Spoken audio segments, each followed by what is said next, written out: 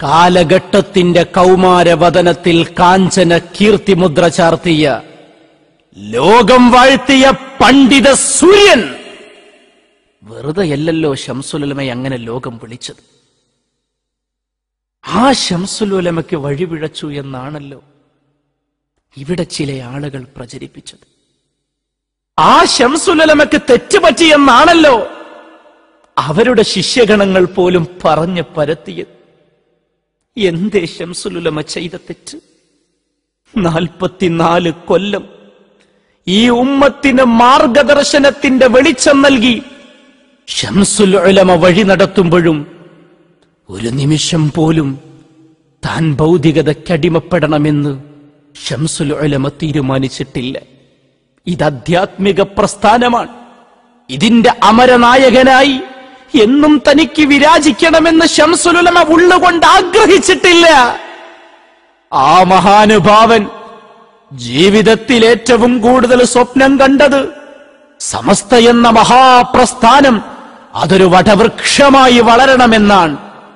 ആ ആഗ്രഹത്തിന് വിഘാതം സൃഷ്ടിച്ചവരാണ് ശൈഖുനാ ശംസുൽ ഉലമയ്ക്ക് ജീവിതത്തിൽ താങ്ങാൻ കഴിയാത്ത വേദന സമ്മാനിച്ചത്. ആ വേദന ശംസുൽ ഉലമ മാത്രമല്ല, കേരളത്തിലെ മുസ്ലിം ഉമ്മത്ത് പോലും മറക്കില്ല. ആ തെറ്റിന് മാപ്പ് കൊടുക്കാൻ ലോകത്തൊരാൾക്കും സാധ്യവുമല്ല. മാപ്പർഹിക്കാത്ത പാതകം, മാറാത്തതാ കൊടിയ പീഡനം, ക്രൂരത കാട്ടിയ നാളിലായി സന്താപ കണ്ണീരും തൂകിയേ. മാപ്പർഹിക്കാത്ത പാതകം, മാറാത്തതാ കൊടിയ പീഡനം, ക്രൂരത കാട്ടിയ നാളിലായി സന്താപ കണ്ണീരും തൂകിയേ.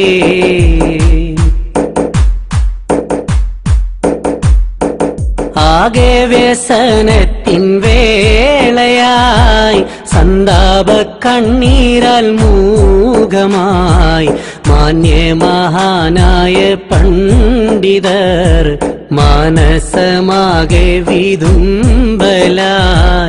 ആകെ വ്യസനത്തിൻ വേളയായി സന്താപ കണ്ണീരാൽ മൂകമായി മാന്യമഹാനായ പണ്ഡിതർ മാനസമാകെ വിതുമ്പലായി. മാപ്പർഹിക്കാത്ത പാതകം, മാറാത്തതാ കൊടിയ പീഡനം, ക്രൂരത കാട്ടിയ നാളിലായി സന്താപ കണ്ണീരും തൂകിയേ. 1988 നവംബർ 19 സമസ്ത കേരള ജംഇയ്യത്തുൽ ഉലമയുടെ ഇടിയങ്ങരയിലുള്ള ഈ ഓഫീസിലേക്ക് അന്ന് ജനം ഒഴുകിയെത്തി. കാരണമറിയാൻ ചരിത്രാന്വേഷികൾക്ക് താൽപര്യമുണ്ടാകും. ആരാണ് സമസ്തയെ പിളർത്തിയത്? ആരാണ് സമസ്തയെ തകർത്തത്? ജനമൊഴുകിയത് മറ്റൊന്നിനും വേണ്ടിയല്ല. സുന്നികൾ തന്നെ 2 ചേരികളായി എറണാകുളത്ത് വെച്ച് സുന്നി സമ്മേളനം നടത്താൻ തീരുമാനിച്ചപ്പോ ആ 2 സമ്മേളനങ്ങളും വേണ്ട.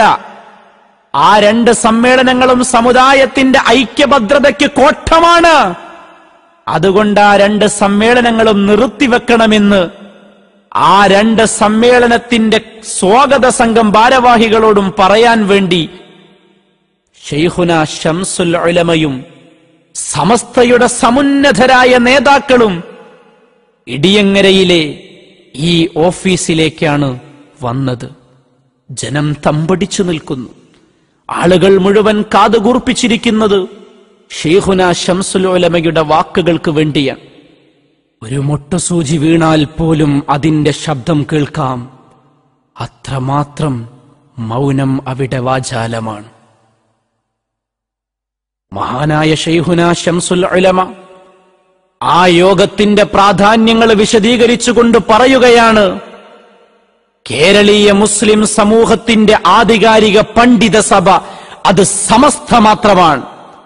ആ സമസ്ത കേരള ജംഇയ്യത്തുൽ ഉലമയെ തകർക്കുന്ന തളർത്തുന്ന ഒരു ശ്രമവും ആരിൽ നിന്നും വേണ്ട.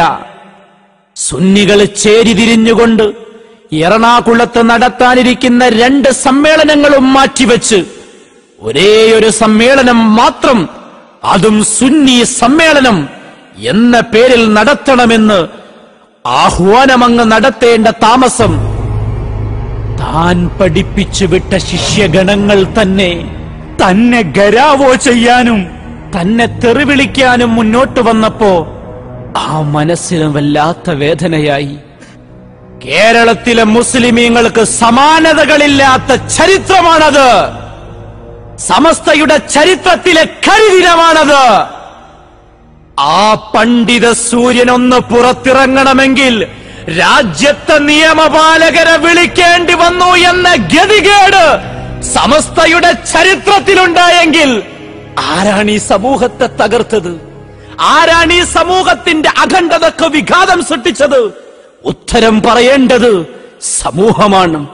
സമസ്ത കേരള ജംഇയ്യത്തുൽ ഉലമയെ നയിച്ച ആ മഹാപണ്ഡിതൻ ശൈഖുന ശംസുൽ ഉലമയെ തെറിവിളിച്ചവരെ ഇനി ഈ മുസ്ലിം ഉമ്മത്തിൽ വെച്ച് പൊറുപ്പിക്കരുതെന്ന് പറഞ്ഞ അഗ്രേസരായ പണ്ഡിതന്മാരുടെ തീരുമാനം. ചർച്ചകൾ നീണ്ടു. ഇനി അധികം വൈകാതെ ഈ ധിക്കാരികളെ സമസ്തയിൽ നിന്ന് പുറത്താക്കണം.